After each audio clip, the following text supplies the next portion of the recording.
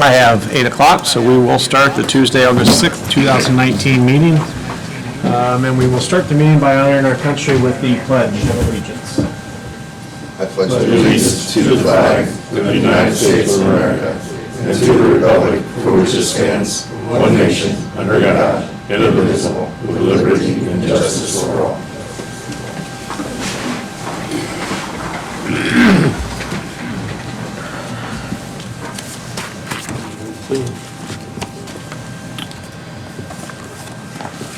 John Myers. That's me today. Very good.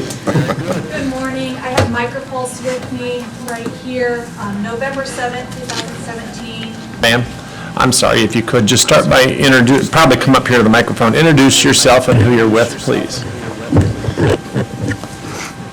Good morning. Kennedy St. George with EDC. And I have Micropulse with me, and we are requesting to amend a resolution. The resolution is from November 7th, 2017. A 10-year tax abatement was granted, and they financed it through PNC Financial Subsidy, PNC Equipment Finances. The county assessor advised Micropulse to add the PNC Equipment Finance to the documents when the first property tax return was filed to cover that first abatement year.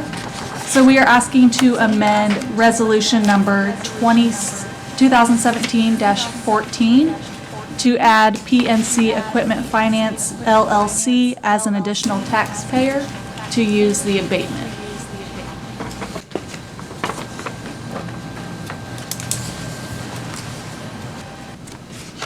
How does this affect the resolution as it was approved, and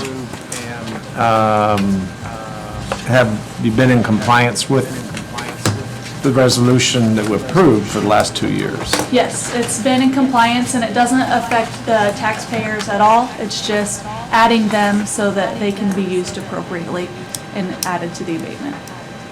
Okay. And they're in compliance? Okay. Any other questions from council? How would council like to proceed? I noticed there's a public hearing notice on it. Is this a separate or over and above what a regular council meeting is? I was not aware of the public hearing.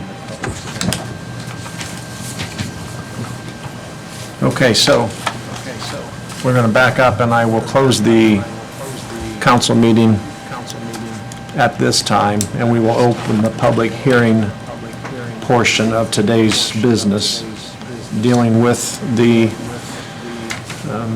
Micropulse, and I will just have you give me a 10 to 15 second brief overview of what you just explained to us, please. Micropulse was granted a 10-year abatement November 7th of 2017, and we're just asking to amend that to add PNC Equipment Finance LLC as an additional taxpayer for that abatement. Very good. Then, is there any questions at this time from the council? I would ask then if there is anyone in attendance today that would like to speak either for or against this amendment.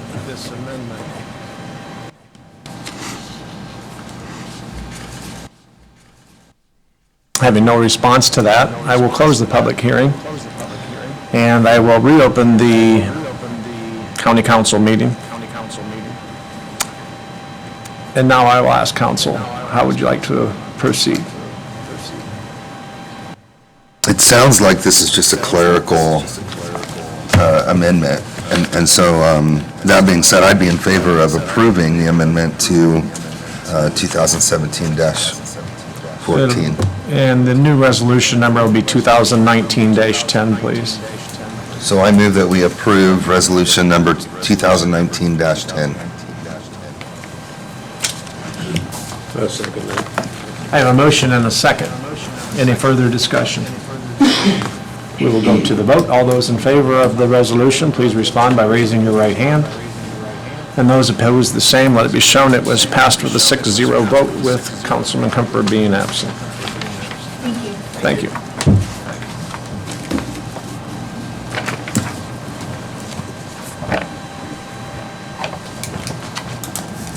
Sheriff Gatton, please.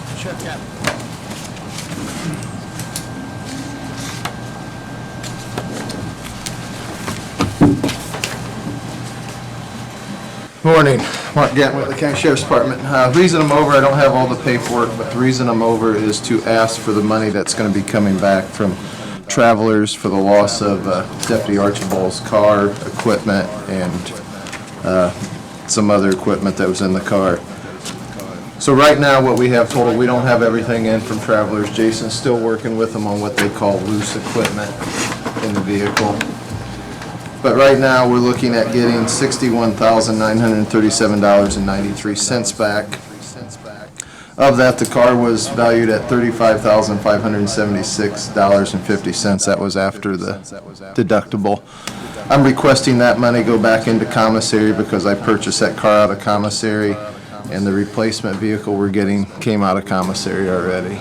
So we've purchased that. The rest of the money, which would be $26,361.43 at this time, I'm requesting go back into our garage fund once that check hits Jana. It hadn't showed up, had it, Jana? Okay. Go back so we can continue to build this new vehicle, replace shotgun, rifle, radios, all the equipment that was in lost. And then in the future, right now, a rough estimate Jason gave me is $6,031.87 of loose that he's still dealing with travelers over that was in the car.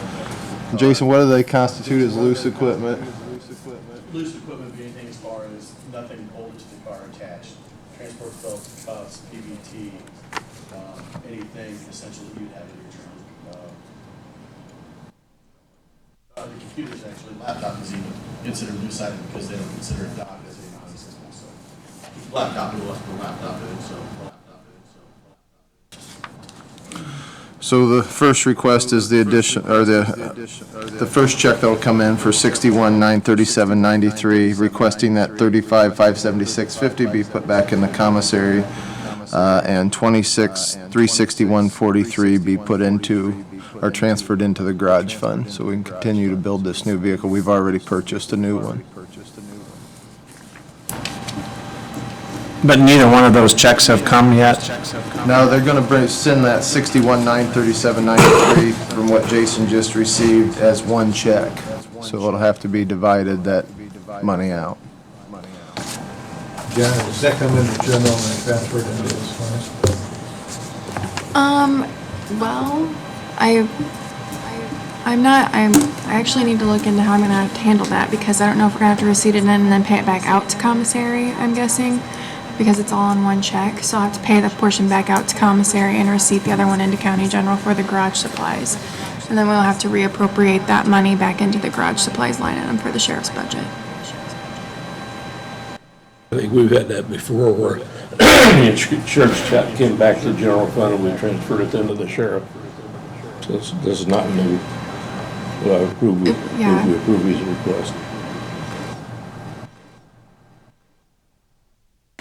And the check that's coming is for the $61,937.93. Okay, and that's those two amounts, and then you're still waiting on how much of the approximate $6,700 that you have? $6,031 is the latest. I don't know if that'll go up or down. Jason's still, that's still an open claim right now with him.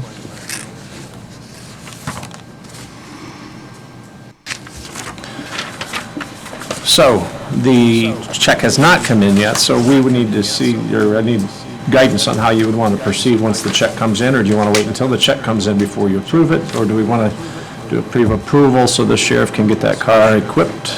I don't know what the time frame is, but I know we don't meet again for another 30 days. I think you need that money to do your new car, am I correct? It's sitting out at Cops Gear right now to try to get stuff done on it, yeah. I think we should do it now. The $61,937.93 is what they've set. The car and the first part of the equipment, those are, you just got the email recently, that's set. They're not gonna pay any more on those. The only thing that's open is that loose.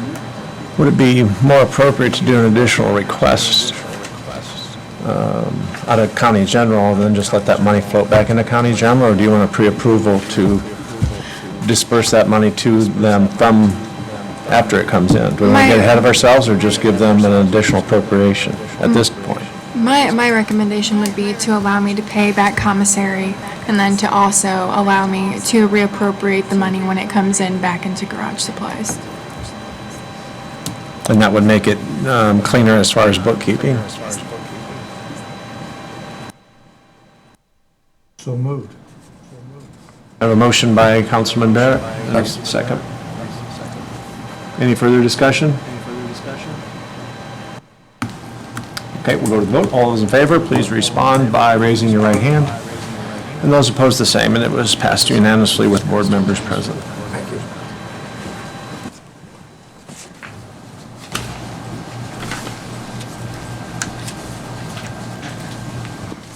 Jorrell, please.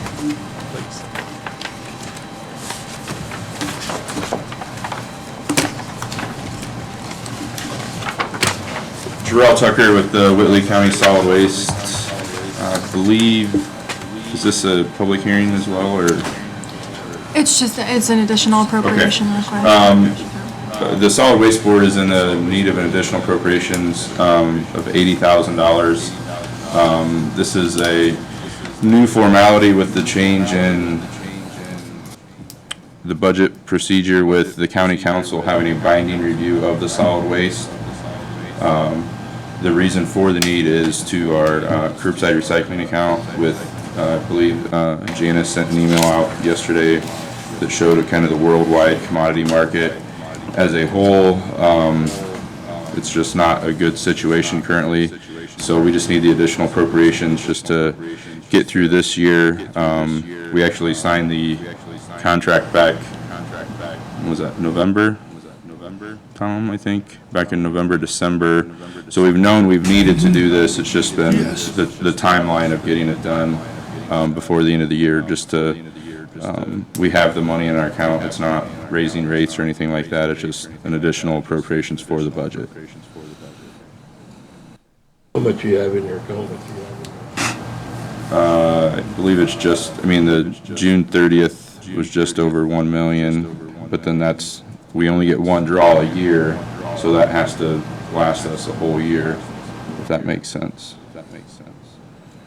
Jorrell, if you could just speak briefly, given the information that you have, is just maybe to explain to the people that might watch this on YouTube and the people that are here in the audience and anybody that's concerned on what Whitley County's commitment is to make sure that our recyclables are continued to be recycled and we're not selling it, or it's not getting pushed to the dump. Yeah, so Whitley Environmental is our contractor. We've been with them going on over 9 years now. The worldwide recycling market has taken a big dive because China basically stopped taking all commodities unless they were 100% clean, which nobody was used to doing, so then everything just halted. It's not anything that locally has happened, it's the world market as a whole. With that, Whitley Environmental is ensuring that all of the commodities are still being recycled in the appropriate way, as opposed to some of the competitors that are actually just taking it to a landfill because it is cheaper to throw it in a landfill than just recycle it at this time. So with that extra cost, that's where it's coming in to ensure that it's everything's done the environmental way. And I think that's very important because that's what the taxpayers. It's kind of the point of our office and the program as well. Okay. The only other question I would have for you is I think your budget or your draw last year was $521,000. That's how much was appropriated in curbside recycling for 2019. So how much of that have you used and why you need the additional? That $521,000. Oh, that's just the budget for. I mean, so current. I mean, I don't have that number in front of me. Roughly 40,000 a month, 44,000 a month, up to year to date. So the extra contracted amount was right at 6,000 a month, which equal close to that 80,000.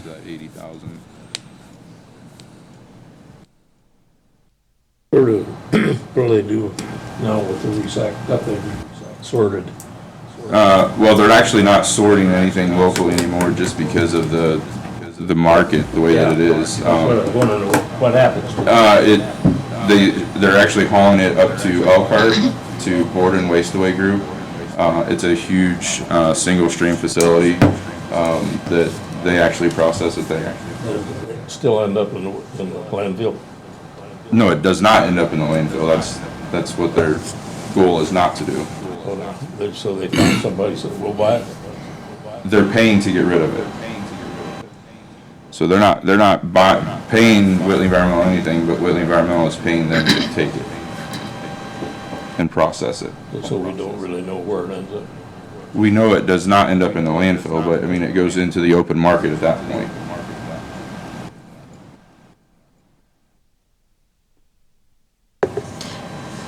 Unless someone is doing something wrong that we have no control over, but our business model and what our expectations are and what we're being told is that it's being recycled. Absolutely.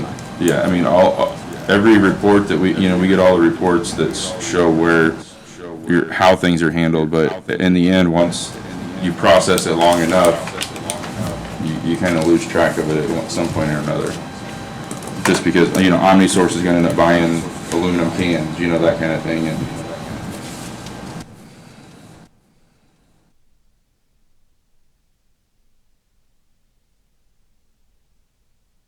I guess my concern is whether it still ends up in a landfill, because we don't have any control over it after it goes to Elkhart, do we? To be honest with you, we didn't have any control to begin with because it's all done by a contractor. But our contract with the contractor states absolutely no material is to enter the landfill.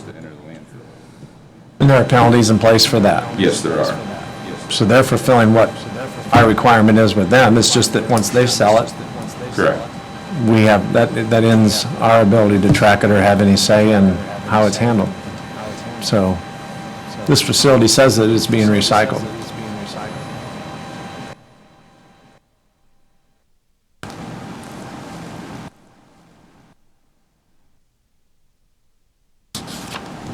And you need this $80,000 for what, again? It's above and beyond our approved budget for the year. What because of that? The market itself has crashed, causing Whitley Environmental to pay more money, which means they're charging us more money, which is more than we had budgeted for the year. And is there anything in there, the contract that says they can only charge us so much more a year, or it's? Yeah, I mean, we're locked in on that, and we went against the signed contract just to,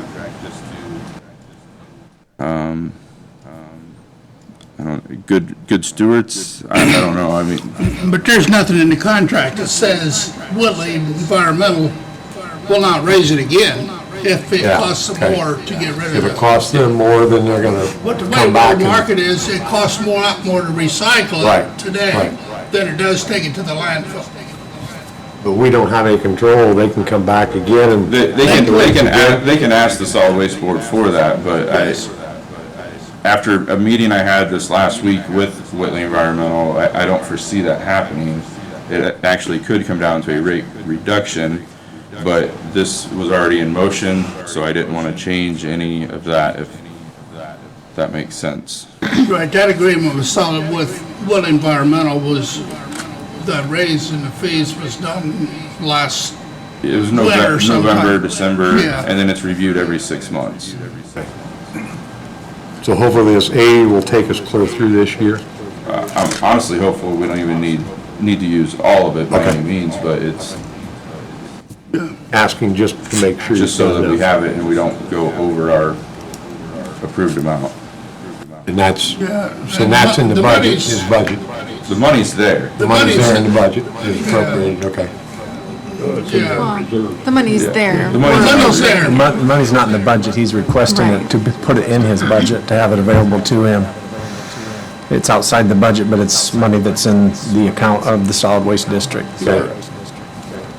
It's not coming out of county general. No. No, completely separate. we're actually not a county Completely separate. department, so we have our own solid waste board. Okay. And your solid waste board has approved this request. Correct. Correct. In years past, the last time I had to do it, like 10 years ago, the solid waste board would have just done all of this, but with the binding review, the council just has to approve it now, just like our budget. Yeah, we've never had to approve any of that. What he's doing now, we've never approved before. Well, we've never been quite in this same situation. You're exactly right. Any further discussion? I would call council for how they want to proceed. It's a additional appropriation resolution, installation ordinance. There is no number to it. You could address it as such.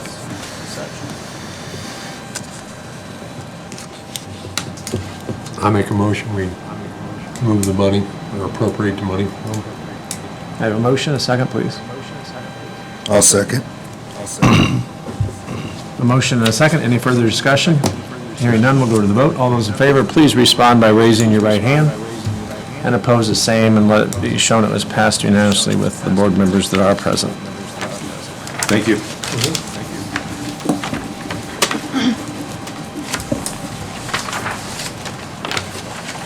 Scott Wagner, please.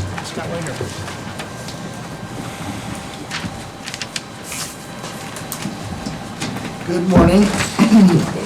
Just reviewing the budget this last year. Got a little concerned and asked Jenna about some questions about our tax levy. With the $204,000 that was removed or taken from the Health Department budget in 2018, it appears that in 2020 it will be close, that we will be in the red as a Health Department. And so I would like permission from the board to talk with Jana about what a levy increase would be for the Health Department, a percentage amount, come back with that in 30 to 60 days, and approach the board with that. Far as I know, that levy's never changed since I've been here in over 20 years. So as the county grows and services grow and our department grows, probably need to change some of that. So I just need permission to talk with Jan about that and bring that back to you guys. What's estimated projected shortcoming? Well, we're about $415,000 is our budget this next coming year, and I think we're going to have a little over $200,000 right now. So obviously, as the more appropriation comes into there, it'll be close for 2020, but as we approach 2021, it will be short, for sure. What do you attribute that to, Scott? Well, that the tax levy didn't keep up with the times. I mean, we can look at various town boards in our county that, they don't want to charge people anymore. They want to for water or sewer, and instead of a 5 cent here or a 10 cent here over the years, they don't do anything, and then all of a sudden we're going to be short. Now we have to raise that $1. So I think we've never just really reviewed that, and as insurance rates go up quite a bit, as payroll has gone up, it's becoming out of date basically. So, and with the removal of the money in 2018, it puts us about a year behind. So that's why I'd like to talk with Jana and see what percentage would, obviously, we're not going to be able to do enough in 1 year to catch us up at some point, we're going to be in the red a little bit. But eventually, hopefully in 5 years, we can go back to the health department being covered completely in that levy. Of course, it's one of two opinions. My opinion would be that the health department is financed completely by the levy. If you're not of that opinion, that the county general can support that, that's up to you guys. I don't think that was the founders of the Constitution for Indiana to begin with, but that's up to you guys. I don't know that you want to have another budget under your county general, but hopefully we can stay out of that. So. Well, I think that is something that needs to be studied, because I think anytime that we talk about an increase like that, that's a big deal. Sure. It's been a long time, so I think we look at that and see if that's prudent or not. But I want to make sure we just didn't come to you guys and say, oh, we want this percentage, and you're like, where did this come from? So. What's the current rate? Oh, boy, it's .00824 or something like that, in Jana. I could be completely off, but it's pretty low. That's basically what we're talking about in the rate? Yes, correctly.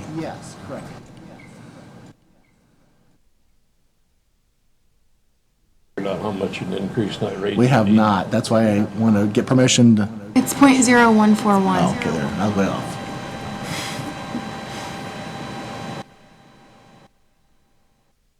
So every .0141, so every 1.5 cents. That's another $100.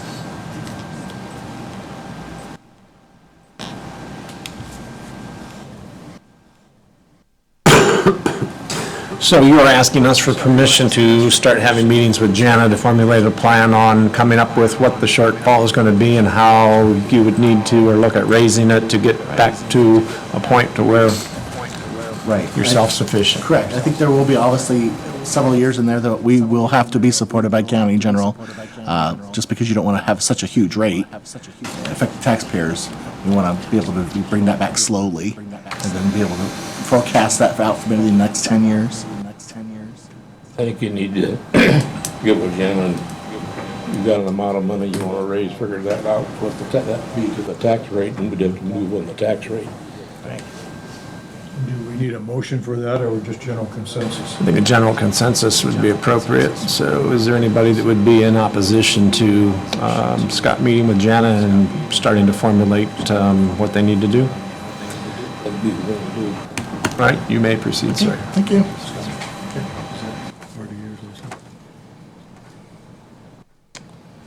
I think that's just to change it. He brought to my attention the additional appropriation. It's just to move money. So there's 3 different calendars involved here. Obviously, we have a yearly calendar.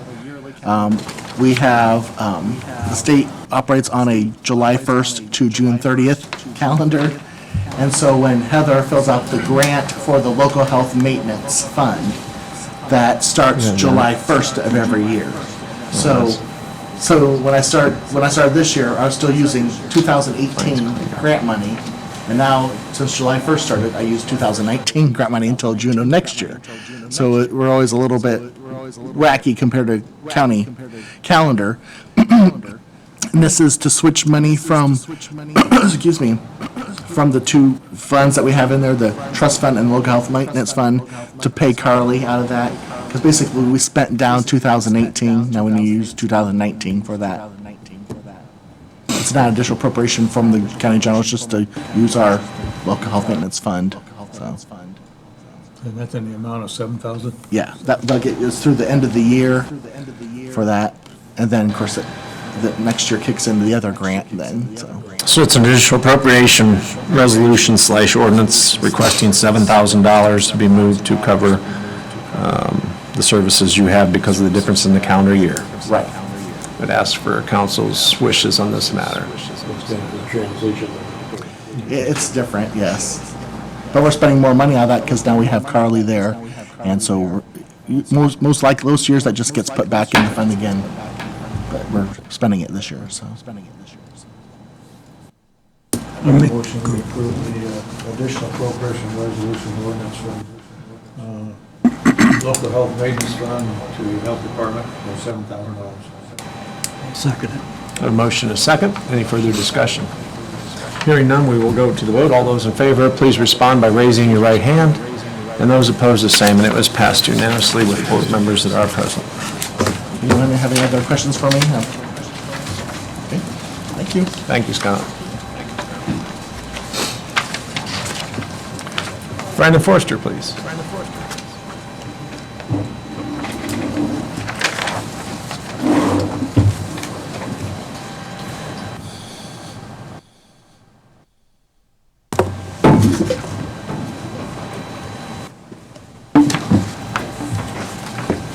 So, the first thing, when we have budget presentations, I give you a new set of data that helps me understand, because there's a lot of changes between the 3 different highway budgets. So I hope everyone's had a chance to review that, and I certainly do my best to answer any questions or see if there are any concerns with any of the budget proposals.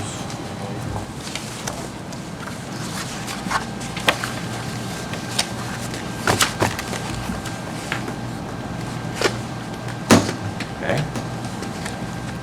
I think so far, we're still digesting some of that, but I think I don't have any questions, so I think we're, Well, the overall, I mean, if you look at the total for each fund, it's essentially the same. It's just basically swapping accounts or line items, depending on how you look at it. So, the next thing I wanted to talk about was, John had asked about our equipment plan, and I mentioned, what we had as a kind of a penciled-in plan, and that's all plans are in pencil, but I presented that to you via email, and so what I would like is to be able to have a commitment to for the equipment budget for 2020, which has been presented. I realize you can't formally approve that, but in the plan, we have proposed to purchase a single axle dump truck for 2020. We also have that in 2019. Now, because the truck market, I can't just go out here to city and, pick up a single axle dump truck. We have to spec it out and bid it. So what I'm requesting basically is if we can basically commit to the 2020 equipment budget, and then in addition to that, commit to encumbering the money in the 2019 budget, we could put the bid out and get 2 single axles, basically. One's in the plan for 19, one's in for 20, but by the time we go through the process, they're both going to be 2020 models. But that way we would know the money would be there and we could bid them together. And we've done that historically, try and, when the money's available, buy 2 at a time. Typically they come in like serial numbers. They're, identical trucks basically when it comes to maintenance and parts, spare parts, etc., because, it's easier to keep track of and keep things in stock.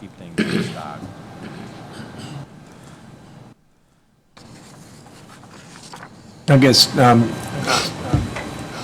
my question would be, we have not initiated purchasing the one that was approved for the 2019 budget yet? We have not. And the plan or the reason we've not proceeded with that? Well, we wanted to make sure how our road plan was going to go with all the community crossings paving, because when we talked about it earlier in the year, we hadn't bid all this community crossings paving, and so now that we've got those numbers are solid, we've got our chip seal plan, and I've looked at the budgets and am confident that, because I didn't know for a fact earlier in the year that I wouldn't have to come and say, we really need some of that equipment money for our roads. But I've looked at things and we're good as far as that goes for this year. You got that, when you're in your budget, your new budget, you already got that one out, haven't you? Yeah, there is, I don't know the exact number, but there, between the, I've got proposed 390 in 2020 and the 190 for the truck in 19, that is 580, and that's right where we are with what's available in the 19 budget plus what's proposed for the 2020 budget. It's right at 580.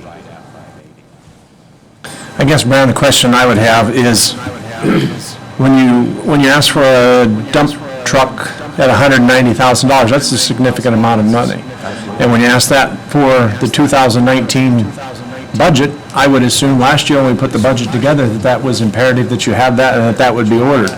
And now that we're at the point to where we are now and you're telling me, well, I've been kind of holding off, it makes me then have to ask you this next question, which is a very difficult question, is was that really a necessary purchase? And if it was, why didn't we make the purchase? And why are we making the purchase now? And was there an expectation that if you needed that equipment money for that truck someplace else, then you would transfer that and use it for that? Or explain that to me a little bit, because I'm not understanding the process. Trucks wear out. I mean, and we've got a number of single axle trucks that are, you know, towards the end of their life. It's a plan to replace old equipment with new. I mean, that's... So we've been fortunate this year, we haven't wore out a truck and had to replace it. Would that be appropriate? Exactly. Okay. Sure. You know, we're planning for the future. We're not waiting until they blow up to replace them.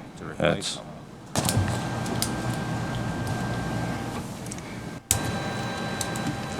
the best I can answer. I mean, yeah, you hope to replace them before they totally fail. No, I get that, I understand, and, but I guess that type of information probably would have, I would like to have one when you were putting 2019 budget together on what your plan was for that truck. I guess I would just figure that you needed the truck and you were going to be ordering it in January when those funds were available. Well, I can't answer that. I mean, Yep. that was not the original plan. That was not my intent. It was, you know, as it comes available,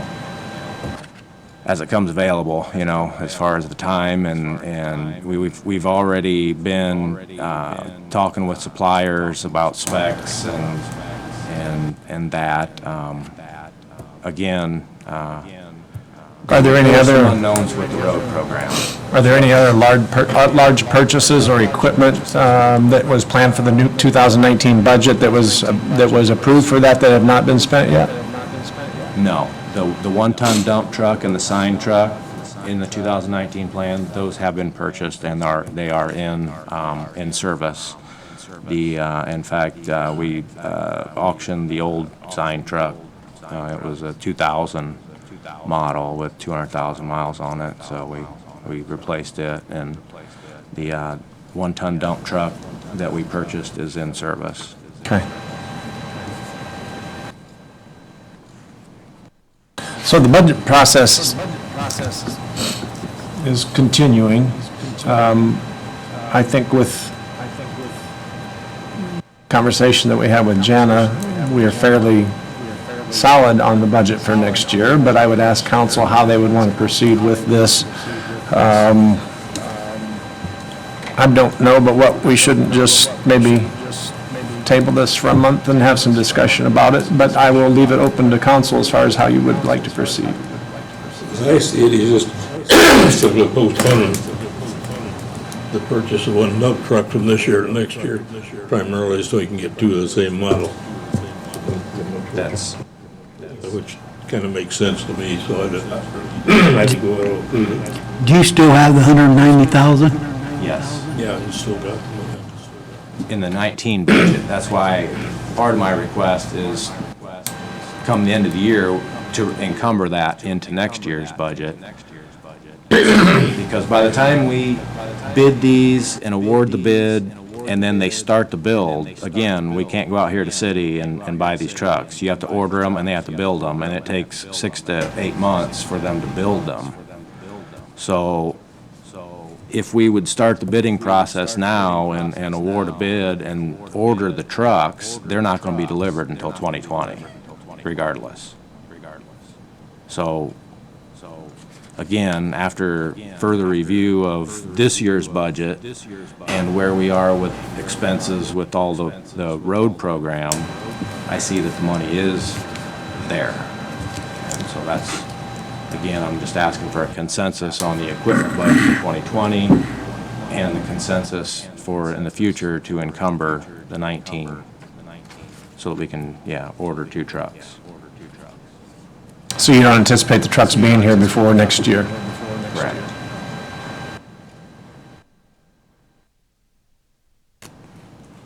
Brandon, I probably don't have a problem with it, but I would think as we go forward, I would think if you got approval to buy a truck in a year, I would feel that you need to do it. Don't wait, don't try to keep it and I know it's hard for you, but I think, you know, it's approved for 2019. I feel that it should have been bought in 2019. I mean, that's what it's, the budget's all about. I understand, and that, normally that's what we do. If I understand right, the one of the reasons you called off because you didn't know exactly how much money you were gonna spend paving. Exactly. This was. Can equipment money be transferred into paving fund? It would require your approval because it's from one series to another. but- I just don't like when budgets are put together and things aren't put in the columns. You know, when you bring a budget to us, and you ask for a specific thing, there was never a conversation about, I'd like to get a new truck next year, but if we do a lot of paving, I might transfer that money to cover the paving, so we just don't know yet. That's a conversation I would like to have if that's truly the case. I agree with Councilman Wheeler, if it's in the budget and you ask us for a truck, we're not going to come down, or maybe we need to, and inspect all the trucks and make a determination on our own if a truck needs to be replaced. When you ask us for a truck, it's going to be assumed that that truck needs to be replaced, and that's what we're approving in the budget. So if something like this comes forward, then, you know, then we got to question those things. They're hard questions. You're doing a good job of answering them. I appreciate that, but from my standpoint, the taxpayers deserve that answer. Well, there are a lot of variables, all right? This isn't, we're not making widgets here. Things change. There's a lot of, moving targets, when we're dealing with the state with this community crossings program. I mean, literally, they're changing the rules with each call. And a budget is an estimate. I don't present my 2020, I haven't presented my 2020 road program to you for your approval. I've just asked for so much money on, for bituminous and for stone and gravel. I mean, it's virtually impossible for me to commit a year in advance on what we're going to do because things change. I understand, where you're coming from, but I hope you understand where I'm coming from. There are a lot of variables. This isn't, it's not just, billing and collecting taxes or, there's a lot more to it. We have to deal with the conditions, and conditions change. Right now, what are you asking? I'm asking for just a consensus that you're good with the 2020 budget for equipment, and a consensus that you would be willing to encumber the 2019 equipment budget money into 2020. That would allow us to get 2 trucks per the plan. I don't have a problem with that. In the 2019 budget that you want encumbered is a single axle dump truck, Yeah. because you've already utilized 2 other items. Yes, And yes, That is the 1-ton and the side truck. correct. I'm good with that. Okay, and I appreciate that, and as you know, we can neither encumber or verify our budget yet at this point. Appreciate you coming to us at this point. And my consensus would be to move forward at this time, and we'll make adjustments then if we have to. All right. Is there any opposition to the general consensus? No. All right, thank you. Thank you. I also sent you some information. As you're all well aware, Wagner, Irwin, and Shealy did some work on job descriptions and salary analysis, and their report has, been distributed. And I just, I tried to summarize as quickly and shortly as I could with the letter that I sent to you about my salary, and I guess I didn't catch that when I was printing it. I started the letter off with, I'm not asking for a big raise, but if you look at their analysis, I don't get a raise. And I have information that I believe says that maybe they just don't quite understand exactly what it is that I do. Because when I started working for the county, I was the engineer, basically performing the duties of the surveyor, the county surveyor, as well as bridges and culverts, okay? In 2016, I agreed to essentially take on the position of the highway director. So now I'm in charge of 2 departments. I went from 3 employees to 25 employees. And so Wagner and Chile provided 3 job descriptions for my position, which I met with them and told them that one of those positions is essentially the county surveyor's position, which is by statute. You don't really need a job description for it, but when final job descriptions came, there's 3 job descriptions. So I asked, which one of these jobs, or 2 or 3 of these job descriptions am I supposed to be signing? And then how is the salary that they recommended distributed amongst those 3 job descriptions? And the response I got to that is it's not our practice to continue to perform analysis, refact, or revise spreadsheets on department heads' requests. So, there's multiple questions here. Which job description, A, should I be signing? And then the big question in my mind is the salary that they recommended. How did they come up with that? Again, and they say they don't know. They don't how much more billable work the commissioners or council wants them to do. I just ask, what's the data? Because, when you look at other counties, and every county does it a little different, all right? But when their WIS analysis for elected positions looked at like 16 counties, and every one of those counties has an elected surveyor.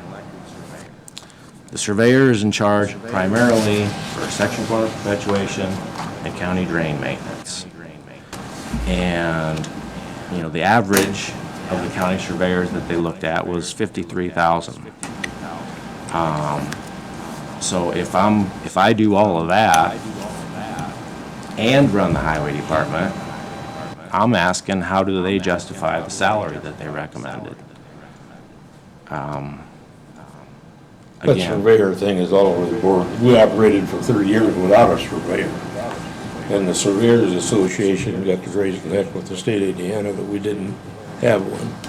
So we did and made the salary about $2,000 a year, I think, to avoid somebody running for it, because we didn't need them. We finally had to do it, and we had an elected one who, I don't know if he resigned or what, but then we were without one, and Brandon was appointed surveyor. well, I was elected surveyor in 2004 because, Yeah, you were, that's right. Right. I was offered an outside opportunity in 2007, and so I resigned as county surveyor. The caucus appointed a replacement, and he agreed to, hold the office essentially for a couple $1,000s a year. Last election cycle, last minute, someone put their name in because no one else had, and so, that was the only candidate, and that's our current county elected surveyor. As county surveyor, in order to perform certain duties, you have to either be a licensed land surveyor or a registered professional engineer. I'm a professional engineer. Our current elected surveyor is neither. So counties who, they have to use consultants, to perform certain duties. Basically, you did as county engineer. And I did it as county engineer because I can do that. The statute allows that. I looked at all of the counties that WIS looked at for elected officials. When I looked at the surveyor's salary and then the engineer's salary, if they had because about half of the counties have an engineer. The other half don't have an engineer. They would have to, have a consultant for certain things, but they have a director or a superintendent or a supervisor, they call them different things, but, you take the engineer or the director, whatever they've got, and the surveyor, and, you take the average of that, and it's 118,000. I'm not asking for 118,000. It's not what this is about. What it's about is I don't agree with WIS's analysis. They haven't or won't provide me with justification for it. And I mean, you can do what you want to do. If nobody's going to get a raise, then it's a moot issue, but I'm bringing it up because if I don't bring it up, then you might think that I don't deserve anything, so.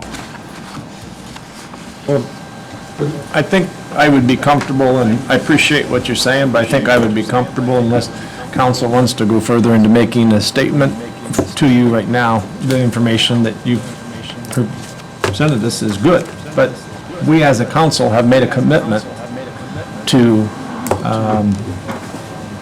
not only the commissioners by asking for this new job analysis appraisals for every position, but also to the taxpayer and the money that we've spent for that process. We've made a commitment that we are going to try to get back in line with what the professionals at WIS recommend things should be. I understand that you may not be satisfied. I'm not going to say that you're wrong. You very well could be right, but I think bringing it to us prior to the budgetary cycle still gives us that leeway to evaluate that.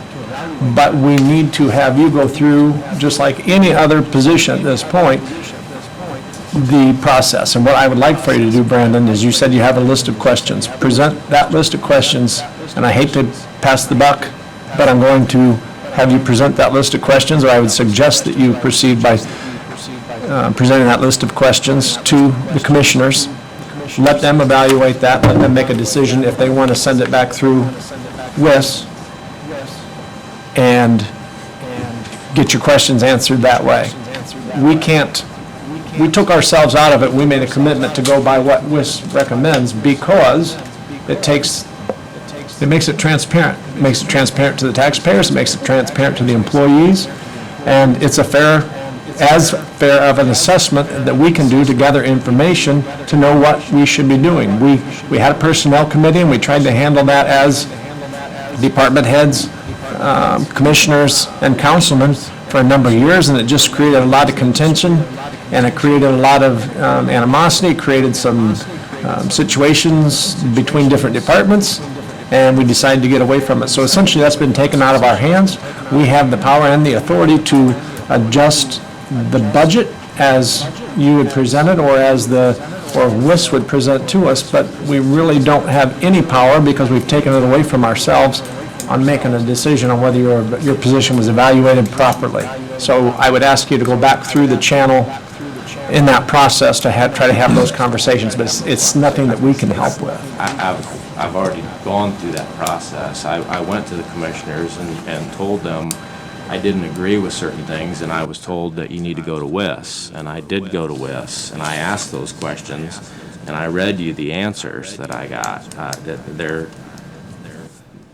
It's not our practice to continue to perform analysis, refactor, or revise the spreadsheets on department heads' request. Okay, and that's why I'm asking you then, and I don't know, George, unless you want to speak up as president of the commissioners on that process, but when you read that, what I hear is that they're not going to respond to it at your request, but they most certainly would at the commissioner's request. Well, One quick question on that. Brandon and George, are you in a contract agreement with his positions? No, there's no contract agreement with that. All that is Not similar to what the sheriff is? no. Oh, with Brandon's position, we started out with a contract, but right now we are not. we could go back to that. That might make it easier. But my question is, if you enter into a contract negotiation on it, you take in consideration his job description, recommendation from WIS and everything like that for that contract? Well, that would be the process, sure, this next time. Because last time, really, we just kind of, we looked at the responsibilities and the position, and we ended up with a contract from that. It was one, but it's not current. Right. It's been a year to year, I want you to be paid what your position is worth. That's fair. I can't make that decision. We have to leave it up to professionals to do those evaluations. And I'm certainly never going to override what WIS would tell us. Well, and I appreciate that. But the point I'm trying to make is, I don't think they understand, okay? I'm certain that they don't understand. I'm absolutely certain that they don't understand what it is that I do. There's not another county in this state where one person performs the duties of being in charge of the county highway department and performing the duties of the county surveyor. And by their own words, in their report, they say the following job category positions were direct job matched: special occupation and elected officials. Because of these positions are recommended as special occupations because of their technical nature. The labor market to recruit qualified employees for these positions drives compensation levels beyond what can be accommodated by the classification system. All good stuff. Then it says it is recommended that these positions be compensated at the external midpoint salary, which is a direct job match to same position salaries in the salary analysis. And I'm saying with the utmost confidence, they did not look at a same position salary because there isn't another one. There's not someone else in the state that does both, that runs two departments that I do. They're flawed, I'm sorry. Their analysis is flawed. Mr. Chair.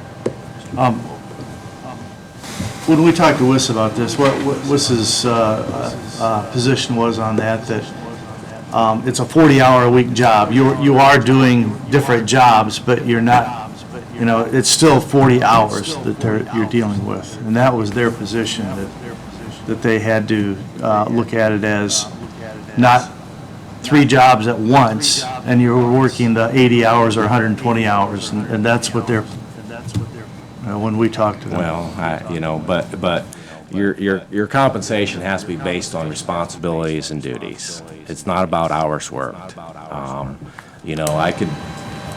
I could be in a 40-hour-a-week job and waste half or third of my time, and do half or third less. I'm just telling you what their position is. I understand, but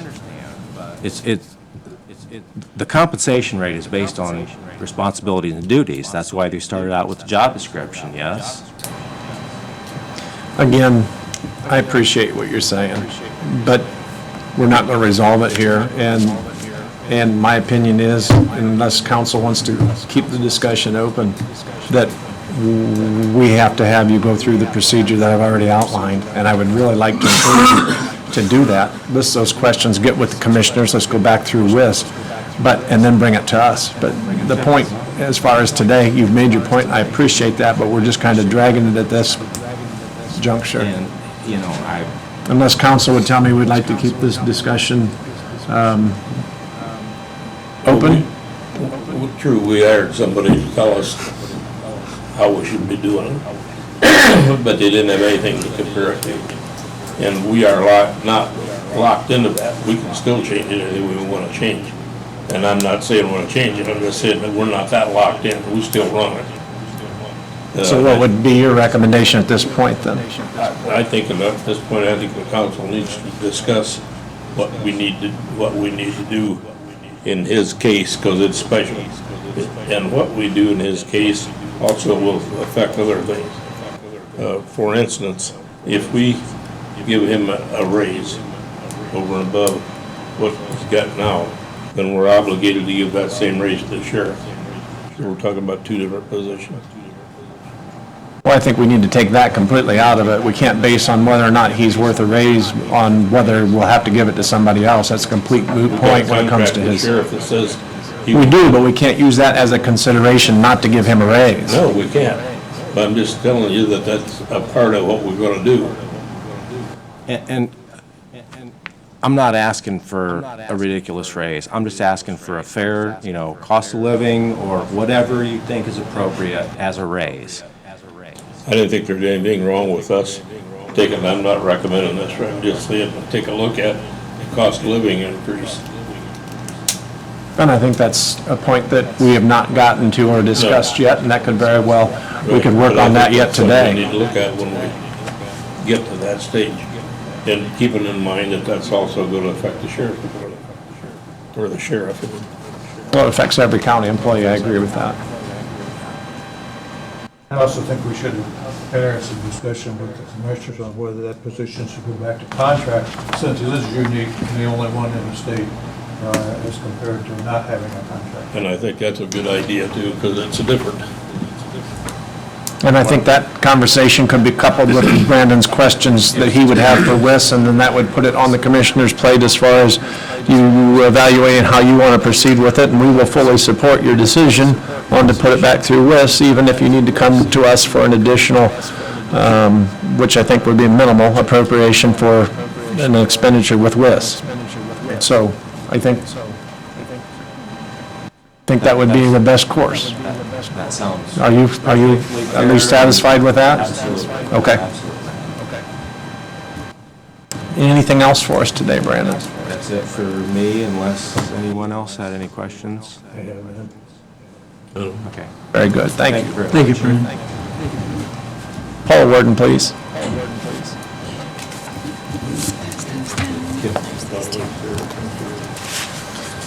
Okay, take one of each. I think we already have these. Do you? Paula Worden, I'm the Director of Community Corrections. Most of you probably remember during my budget meeting, I mentioned that the Indiana Department of Corrections is transitioning to a calendar fiscal year. So therefore, they just extended our current level of funding through December 31st, 2019. Yeah, that's all this. So I believe what you have in front of you is just the grant extension that's been approved through the advisory board in the Indiana Department of Corrections through December. And hopefully I have some news soon on what we're getting for 2020. Do they have all the appropriation forms? Do they have all the forms that were in their packets? Oh, yes. Oh, yes. Yes, sorry. Yes. Okay. Yep. Well, basically, what we're doing is you get a grant from the state, goes into our county general fund. Your budget request is basically to spend that grant. Yes. What they did is they just extended our current level. Normally, we would operate from July 1 through June 30th, but they're transitioning to a calendar year, so they just extended current level of funding through December 31st. And then we'll have our new grant award, which will start in January. Then I'll be back in front of you with that information once I have it.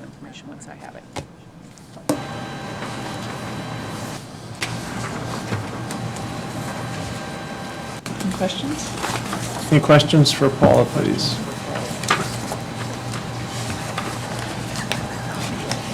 Thank you, Paul. And if you could stick around for just a second. This next, I'm going to have Mark's coming up here, and we're going to talk about the changes in his budget, which I think is part of your fault. Everything's my fault. So, if you, and I don't know that we need you, but just stick No, around I for a plan to second. stay. Thank you. Thank you.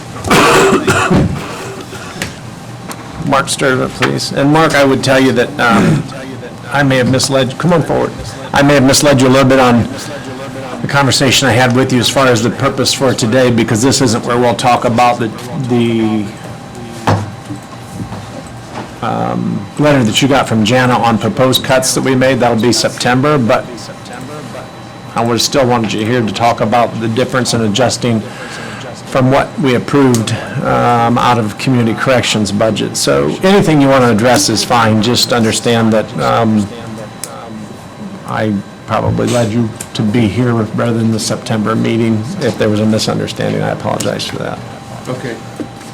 No, I wanted to clarify that since Paula's letter came out after I submitted my 2020 budget, to take over the NIPSCO utility for work release and the general maintenance, I just wanted to make sure that that got put into mine to absorb those expenses in 2020 for work release.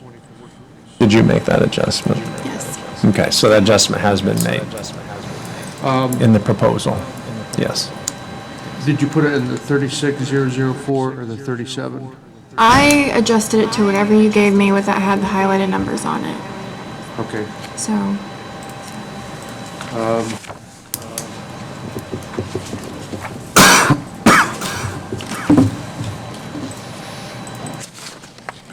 think originally, Paula, you were using the 36004. My request would be that since 99% of the expenses would be coming out of equipment, that should be 37004. Is that where make you added sense it? to you? yeah, it was 37004. I have 117,500. Does that sound right?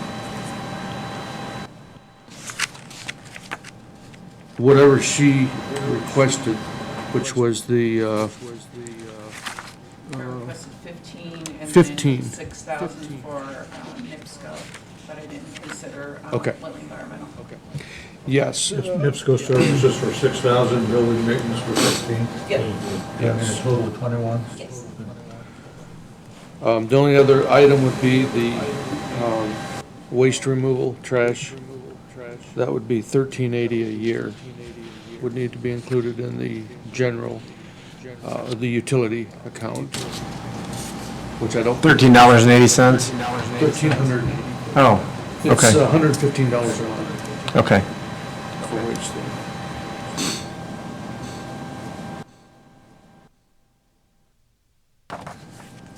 Did you make that adjustment? I did. Okay, and that adjustment has been made too. That's all I had there. All right, any questions of Mark while we have him here? Thank you, Mark. Thank you. Thank you. Thank you. Commissioners report, please. Okay, thank you. Just a few things to report.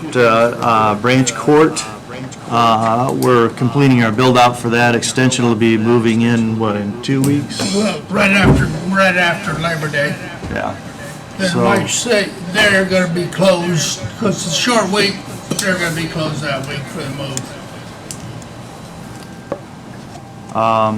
Came in a lot over budget. I'm gonna report everything to you on that for our next meeting. I'll have an itemized report for you on that, but, it's things that we did that, we were gonna put off, but we figured we had the money and right now, so let's get it all done, so everything's done and they don't have to worry about it. We had some problems in the parking lot with drainage, which caused issues. Phone system ended up being a lot more than what we thought it, but it'll be well worth it once we get in there. Extension's real happy with what we're coming up with. Any questions on that one? Okay, we're in the final stages of selecting a print management system. We're changing all our printers over. We got a great response from the vendors this time, and they cut their prices, and we're actually saving money from the last 5 years. Good, I'd like to hear that. Yeah, it's, and the new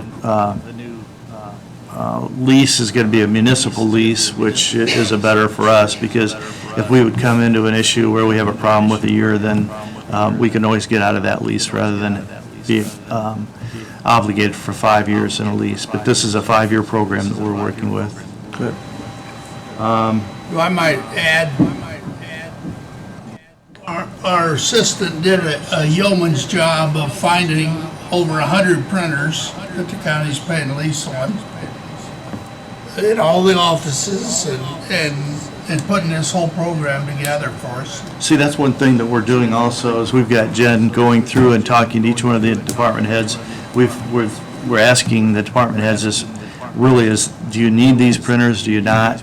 And we're actually going through and picking out the ones that are not doing any copying, very little copying, so that we're trying to thin down,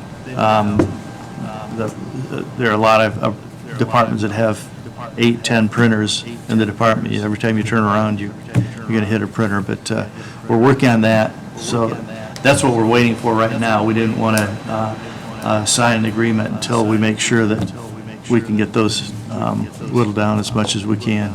Good. Again, It's been a mind-boggling job that I had no idea there was 100+ printers and copiers that we were paying lease on. and we try to go to black and white rather than color. We're going to try to get it set up so that everybody duplexes, so they're printing on 2 sides instead of 1, because actually your paper cost is one of your biggest costs that we've got. So we're trying to do what we can to optimize the savings.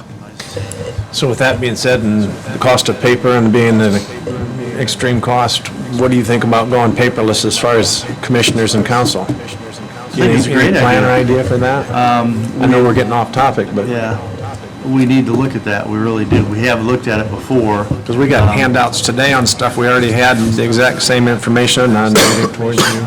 You wanted to make sure we had it, but here's, just stacks of paper that we all have. John's got more down there that is gonna get thrown away. Just kill the tree. Yeah. Part of the problem is, when we go paperless, a lot of times when we send out the digital information out, that people still print it out. I don't know. I promise I won't. But I guess that's something to look at is like iPads for everyone, for the commissioners and the council, so that we've got something in front of us. The only thing we have to do is make sure that we have programs that everybody can work with, and there are programs that we can actually display also. So, good idea. We really haven't looked into it closely. We will. Maybe that would be a good assignment for your assistant. Thank you in advance. We're hiring a consultant for our needs assessment for the jail, and we're looking at the gentleman that we're hiring is Jack Kraus, and he works all over the state. He's known statewide for his concise knowledge on jail management. He's from Fort Wayne, and it's just the first part of our process of going through and seeing what's needed at the jail, what's needed at work release, and then how we can do things efficiently there. He's very good at that.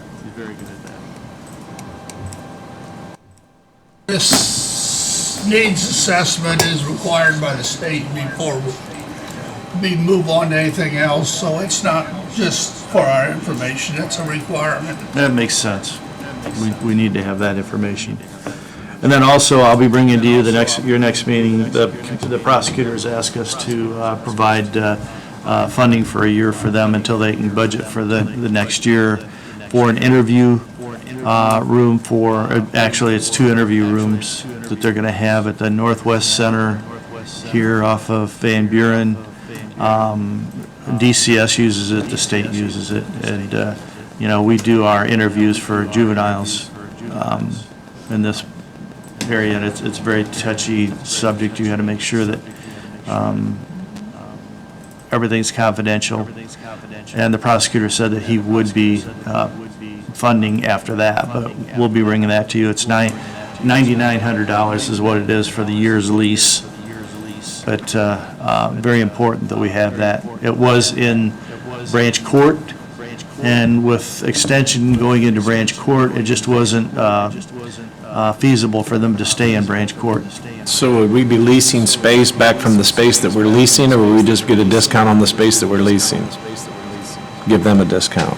Is it the same building over here? That's The Jerry extension? Reif's building over here. Different building, gotcha. Yeah. Yep. I thought you meant that the offices were going to be where the Purdue extension was, where we were redoing No, it. Okay. Jerry's given us a great deal on this, and Bill Bryce has done a great job on getting everything taken care of. And that's all I have right now. I guess commissioners would like to make a recommendation to you for the wages, if we could, and being mindful of our employees, but I guess our recommendation would be to go to the internal midpoint rather than the external. And then if it could be split up maybe into 2 years, and the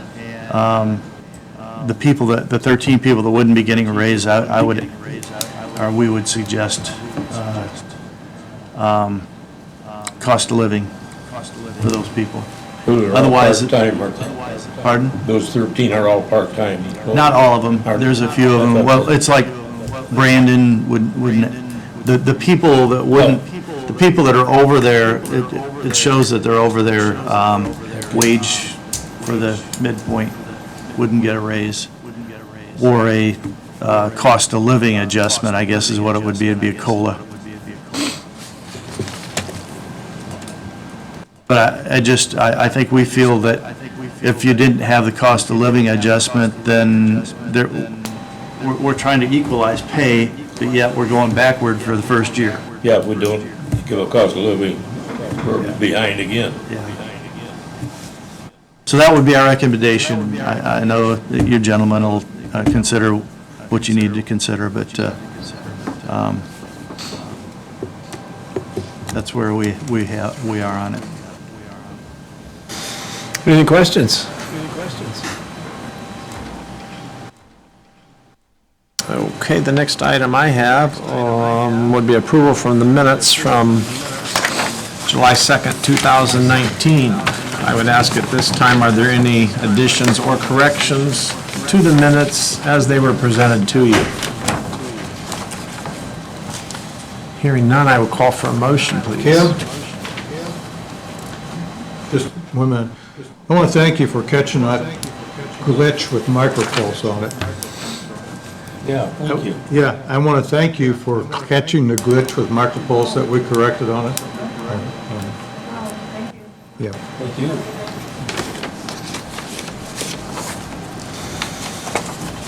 Hearing no additions or corrections, I would call for a motion, please. So moved.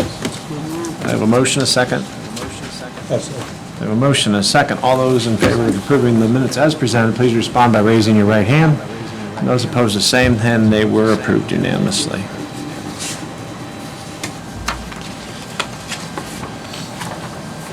Councilman Barrett. I had nothing more. Councilman Overdeer? Councilman Warner? Nope. Councilman Wheeler? No. Vice Chair Banks? Nope.